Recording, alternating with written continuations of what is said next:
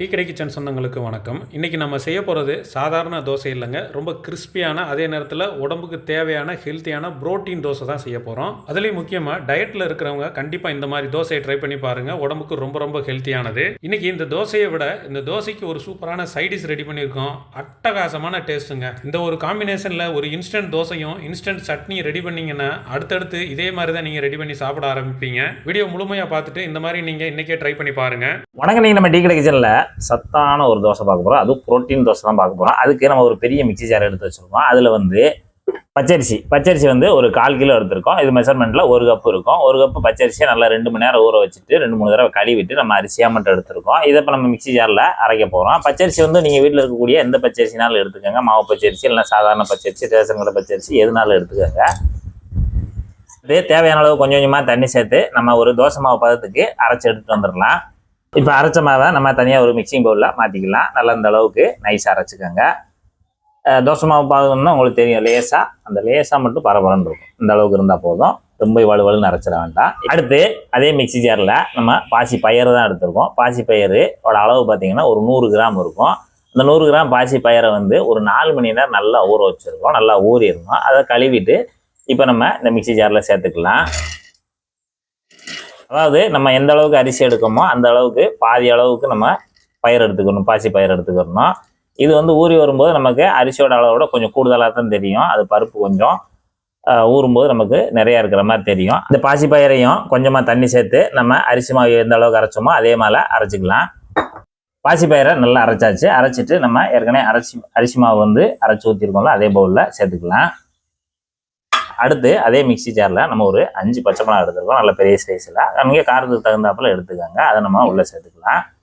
அடுத்து பார்த்தீங்கன்னா ஒரு 25 கிராம் இஞ்சி எடுத்து நல்லா இந்த மாதிரி தொலியை நீக்கிட்டு சுத்தம் பண்ணி வச்சுருக்கோம். அதையும் நம்ம உள்ளே சேர்த்துக்கலாம். சின்ன சின்ன துண்டுகளாக கட் பண்ணி உள்ளே சேர்த்துக்கோங்க. அடுத்து சமையல் கடலைப்பருப்பு ஒரு 50 கிராம் எடுத்து நம்ம நல்லா ஒரு 2 மணி நேரம் ஊற வச்சு நல்லா கழுவி வச்சுருக்கோம். அதையும் உள்ளே சேர்த்துக்கலாம். நம்ம மாவு அரைக்கிறதுனால நம்ம கூட கொஞ்சம் நேரம் ஊற வைக்கணும். அப்போ தான் நமக்கு நல்லா மாவு அரைச்சி வரும். அடுத்து உளுந்து ஒரு 50 கிராம் எடுத்து நம்ம நல்லா ஒரு 2 மணி நேரம் ஊற வச்சுருக்கோம். பாசி பயிர் மட்டும் ஒரு 4 மணி நேரம் ஊறணும். அப்படின்னா தான் சரியாக இருக்கும். ஏன்னா மாவு அரைக்கிறதுனால நமக்கு நல்லா ஊறினா தான் நமக்கு மாவு நல்லா அரைச்சி வரும் சீக்கிரமாக. அதுக்காக சொல்கிறேன். இப்போ நம்ம உளுந்தையும் சேர்த்தாச்சு. 50 கிராம் உளுந்தையும் அலசி வச்சுருக்கோம். அதையும் உள்ளே சேர்த்தாச்சு.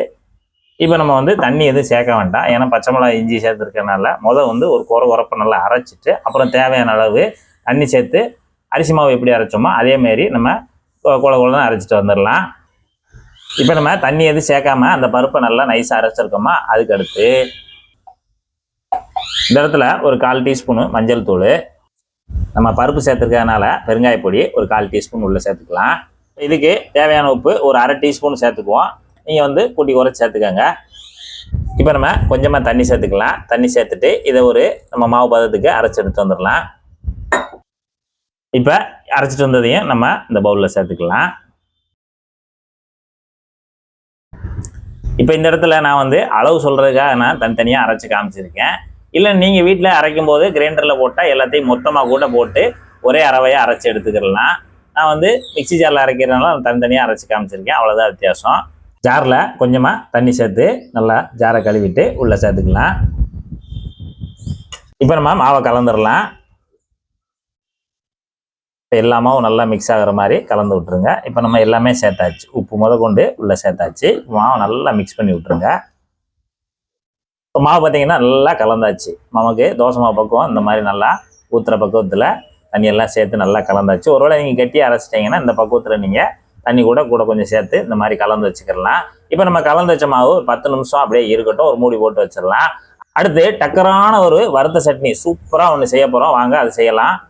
அடுத்து ஒரு பேன் எடுத்து அடுப்பில் வச்சுட்டு அடுப்பை வச்சாச்சு. பேன் சூடாகிட்டு இருக்கு. இப்போ நம்ம ஒரே ஒரு டேபிள் ஸ்பூனு எண்ணெய் சேர்த்துக்குவோம். எண்ணெய் சூடாகி வரட்டும். அடுத்து வறுத்த சட்னி பண்ணுறதுக்கு நம்ம இன்னைக்கு பாசி பருப்பு தான் எடுத்திருக்கோம். பாசி பருப்பு ஒரு 100 கிராம் அளவில் எடுத்திருக்கோம். நம்ம இந்த எண்ணெய் சூடான உடனே பாசி பருப்பை உள்ளே சேர்த்து நல்லா ப்ரௌனாக வறுத்து எடுக்க போகிறோம். பாசி பருப்பு நல்லா வறுபடட்டும் எண்ணெயிலேயும். பருப்பு வந்து நல்லா பச்சை வாசனை போயிடணும். அதுக்கு தான் நம்ம வந்து எண்ணெயை வந்து நல்லா ஒரு டேபிள் ஸ்பூன் போட்டு அந்த எண்ணெயிலே நல்லா அந்த பருப்பை வந்து நல்லா ரோஸ்ட் பண்ணிட்டு இருக்கோம். நல்லா பொரிய விடணும். இப்போ இதுக்கு தேவையான காரம் வந்து 4 காஞ்ச மிளகா உள்ளே சேர்த்துக்கிறோம். நீங்கள் தேவையான அளவு சேர்த்துக்கோங்க. அடுத்து பார்த்தீங்கன்னா பூண்டு, சின்ன பல்லு பூண்டு தான். நம்ம ஒரு பூண்டு இருக்கும்ல பெருசாக, அதை நான் அந்த மாதிரி காஞ்ச தொலியை மட்டும் நீக்கி எடுத்து வச்சுருக்கேன். அதையும் உள்ளே சேர்த்துக்கலாம். அடுத்து இஞ்சி துண்டு பார்த்தீங்கன்னா ஒரு 2 இன்ச் அளவு எடுத்து சுத்தப்படுத்தி வச்சுருக்கோம். அதையும் நம்ம இஞ்சி உள்ளே சேர்த்துக்கலாம். சேர்த்துட்டு அதோட நல்லா கலந்து விடுங்க. பருப்பு நமக்கு அந்த லேசான ப்ரௌனு ஆகி வந்துகிட்டு இருக்கு. இந்த இடத்துல நம்ம ஒரு 1/2 கப்பு தேங்காய் துருவல் வச்சுருக்கோம். அதை நம்ம உள்ளே சேர்த்துக்கலாம். அதாவது ஒரு தேங்காயில் பாதி தேங்காய் எடுத்து துருவி வச்சுருக்கோம். அது மீடியம் சைஸ் தேங்காயில் அதையும் நம்ம உள்ளே சேர்த்துட்டு தேங்காய் துருவலையும் அந்த எண்ணெயோட பாசி பருப்போட நம்ம வறுத்து எடுக்கணும். தேங்காய் துருவலை போட்டு நல்லா கலந்து விட்டுருங்க. கலந்து விட்ட பிறகு இந்த இடத்துல ஒரு 1/4 டீஸ்பூன் மட்டும் மஞ்சள் தூள் சேர்த்துக்கோங்க. பெருங்காயத்தூள் 2 பிஞ்சு சேர்த்துக்கோங்க. மஞ்சப்பொடியும் பெருங்காயப்பொடியும் சேர்த்துட்டு ஒரு நிமிஷம் மட்டும் நல்லா இது போல் வறுத்து விட்டுட்டு நம்ம சவ்வா பண்ணிடலாம். சவ்வா பண்ணிட்டு அப்படியேவும் நல்லா கம்ப்ளீட்டாக ஆற வச்சுருவோம். வறுத்து வச்ச பருப்பெல்லாம் நல்லா ஆறிடுச்சு. ஆறி வந்ததை இதை அரைக்கு தகுந்தாப்பில் நம்ம ஒரு மிக்சி ஜாரில் எடுத்துக்கலாம். மீடியமான மிக்சி ஜாரில் சேர்த்துக்கலாம். தேவையான அளவு தண்ணி கொஞ்சம் கொஞ்சமாக சேர்த்துட்டு நம்ம கொஞ்சம் தண்ணி சட்னி மாதிரி நல்லா நைஸாக அரைச்சி எடுத்துகிட்டு வந்துடுவோம். பாசி பருப்புன்றதுனால நமக்கு தண்ணி நல்லா கேட்கும். தண்ணி ஊற்றிக்கிட்டே நம்ம கொஞ்சம் கொஞ்சமாக ஊற்றி நல்லா நைஸாக அரைக்கணும். நீங்கள் தண்ணி ஊற்றாமல் அரைச்சாலும் நம்ம கெட்டியாக துவையல் மாதிரி வந்துடும். அதனால் தண்ணி ஊற்றி கிட்டத்தட்ட எனக்கே ஒரு 300 ml தண்ணி தேவைப்பட்டிருக்கு. அது வரைக்கும் நான் ஊற்றி நல்லா சட்னி மாதிரி இந்த மாதிரி நைஸாக அரைச்சி எடுத்திருக்கேன். இதை நம்ம ஒரு மிக்சிங் பவுலில் மாற்றிடலாம். வழக்கம் போல் நம்ம வீட்டில் தாளி போடுவோம்ல, அதே மாதிரி ஒரு தாளி போட்டு உள்ளே கொட்டிடலாம். இப்போ நம்ம தாளி போட்டாச்சு. சூப்பரான ஒரு வறுத்த சட்னி அருமையாக தயாராகிருச்சு. தோசை மாவு 10 நிமிஷம் நல்லா ரெடி ஆயிடுச்சு. ரெடியான உடனே இப்போ நம்ம ஒரு தடவை கலந்து விட்டுறலாம். கலந்து விட்டுட்டு நம்ம தோசை ஊற்றலாம். தோசை ஊற்றுறதுக்கு இப்போ இரும்பு கல், நான்ஸ்டிக் எது வேணாலும் நீங்கள் பயன்படுத்திக்கோங்க. இப்போ நம்ம கல் நல்லா சூடாயிடணும். சூடான பிறகு இப்போ நம்ம ஒரு கரண்டி எடுத்து தோசைக்கு ஒரு கரண்டி மாவு எடுத்து அப்படியே மெதுவாக நடுவில் ஊற்றிடலாம். ஊற்றிட்டு நல்லா நைஸாக இழுத்து விடுங்க.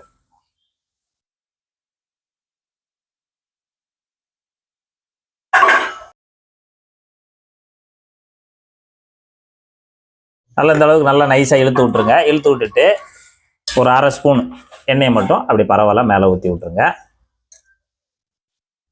இப்போ நம்ம தோசை ஊற்றி ஒரு 3 நிமிஷம் ஆச்சு. 3 நிமிஷத்தில் நமக்கு தோசை சூப்பராக ரெடியாகி வந்துடுச்சு. இப்போ நம்ம மடித்து எடுத்துடலாம்.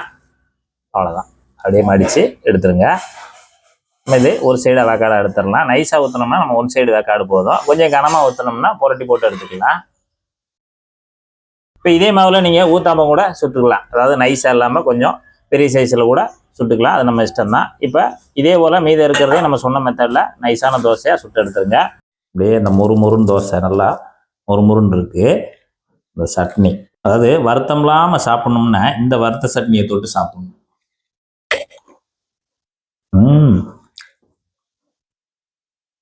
முறுமுறுன்னு இருக்குது தோசை. இந்த வறுத்த சட்னி இருக்க அது பண்ணுற அட்டகாசம் வாய்க்குள்ள எப்பப்பா சொல்லவே முடியல. அந்த அளவுக்கு சூப்பராக இருக்குது. இதே போல் இதே மெத்தடில் நீங்களும் ஒரு சூப்பரான ஒரு புரோட்டீன் தோசை வறுத்த சட்னி செய்து சாப்பிட்டு பார்த்துட்டு எப்படி வந்ததுன்றதை கமெண்ட்ல சொல்லுங்கள். நன்றி, வணக்கம்.